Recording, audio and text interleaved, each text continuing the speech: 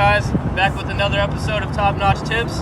This is episode number 4. And the first rule I want to give out is, even though yes, they do look very cool, Crocs are not riding shoes. They are gardening shoes.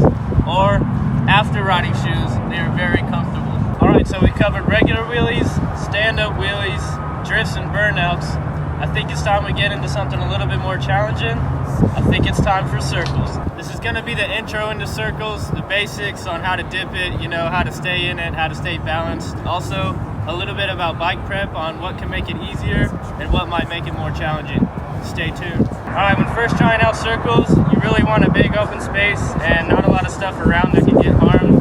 You will have the tendency to fall or get off, crash, something like that when learning these circles, and your bike might go running away from you. So just be aware of that. Make sure you have enough space around you when trying these out. Also, make sure you have somebody with you. You don't want to be trying this alone. You don't really want to try any tricks alone while riding, but make sure you have somebody with you. That's definitely going to help you. I've learned that the hard way in the past, and it's not fun, trust me. Also, make sure you have a good cage and sub-cage. I run Cox stunt parts. I've been running Cox for the past 3 years, pretty much since I started riding. I had one other cage on there in the beginning, but I switched to Cox and I've loved it. I think that's what saved my bike truly. But if you do go with another company, I'd recommend a double puck cage. That's going to be your best bet when learning stuff here in the beginning. I've thrown this bike so many times I can't even count. A lot of people have seen it. I've seen it. I feel very bad for it, but at the same time, I have these awesome Cox cages here and let me keep riding. I pick my bike right up. Every bike kind of pulls different, so it really kind of depends. For me on my F4i, I like 4,000 RPMs. That really pulls the bike well. I can't really say much about the Cowies, but I always turn up the Cowies to 4,000 when I ride them, and they seem to pull pretty good at the same time. So, like I said, every bike kind of pulls different. You'll feel where it's really pulling hard, where it's not, and you can kind of graduate.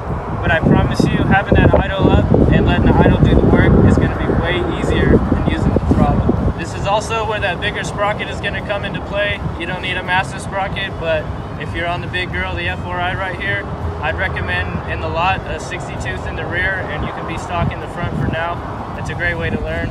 But you also are going to want/need for circles to make it easier is an idle screw. It's a secondary idle screw. Not your fuel air mixture screw down here.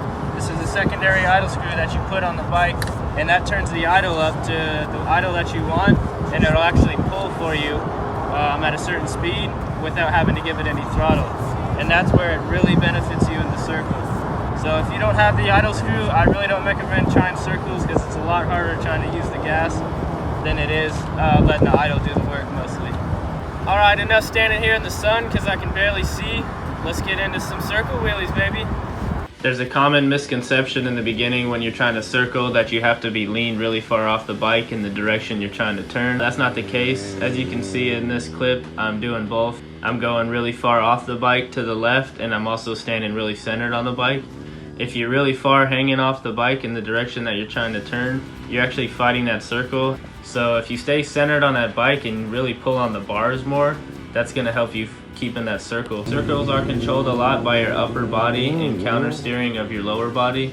If you feel like you're high siding in the circle, that might indicate that you're not high enough in a wheelie. So if you use the gas and give it a little bit more to come back into that idle/balance range, it'll come back into the circle and you'll regain your balance. Same with the inside. If you feel like you're dipping too low to a low side, you might not be giving it enough gas. You might actually be chasing in a circle. So once again, if you give it a little bit of gas, it'll pop back up into that balance/idle range, and it'll keep your circle smooth. PSI plays a big role when first starting out with circles. You don't want to be in the low teens or the 20s trying this out. I think a good starting point is in the 30s. This will allow you to dip the circle without the tire folding in towards the wheel, making it feel like it's fighting it the whole time. It'll roll smooth into the circle. Your brake application should also try and be as smooth as possible. You don't want to be doing a lot of hard jabs on the brake because that's going to make your shock, depending on how good your shock is, that might make your rear end bounce up and down, or you may mousetrap from an initial brake jab that's too hard. So if you can kind of get comfortable with riding the brake better and just using the brake when you need it softly, instead of those hard jabs. That'll really benefit you in the circle, and they will come out a lot smoother. Learning to circle is only half the battle as well. You also have to get out of it. There's a couple ways that you can get out of a circle. The best way is to learn how to use the clutch. You can also save a lot of circles that way to stay in it. Another way that you can do it is by fighting the circle and coming out of it back into a straight line.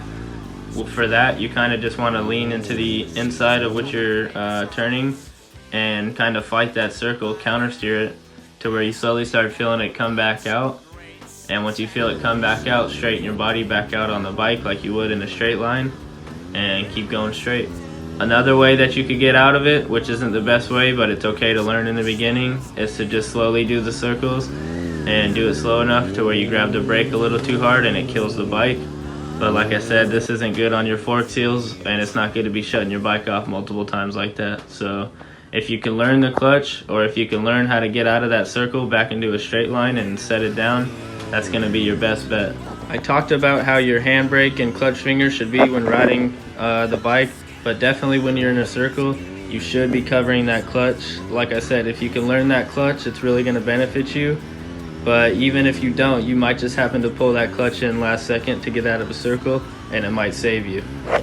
Keeping the bike taller is also going to be easier. The taller it is, the easier it's going to be to turn. The lower it is, the harder it is to steer in the direction you want to go. Learning how to get away from your bike when needed is also very important for this.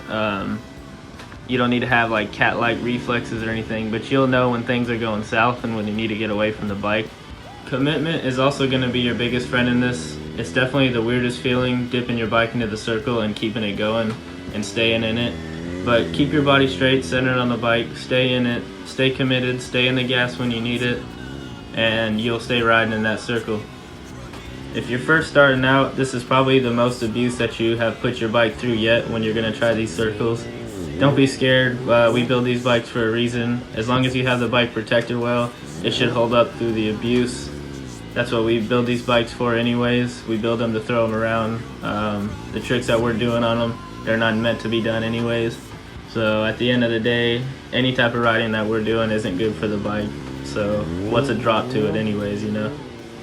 Stay committed to the circle. If you feel like it's dropping, give it that little bit of gas that it needs, and it'll come back up into that smooth point where you wanted it, just where you had it before, where you let it drop too much. Just get comfortable with that commitment, and your circles will get a lot better. And trust me, if you feel like you're dropping, use the gas. It'll come back up to that balance point where you want it, and you'll regain your position back on the bike. Alright, I hope y'all enjoyed the video. Hope you learned something like always. That's Top Notch Tips number 4. Once again, this is Top Notch, signing off.